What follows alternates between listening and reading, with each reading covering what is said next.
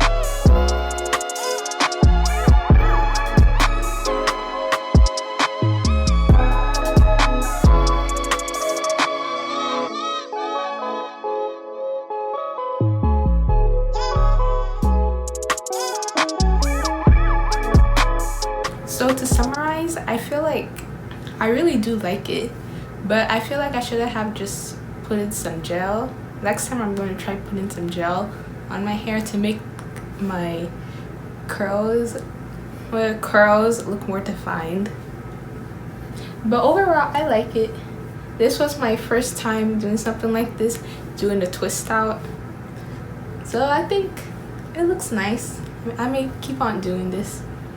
Thank you for watching my YouTube channel, and I hope to see you next time. Goodbye.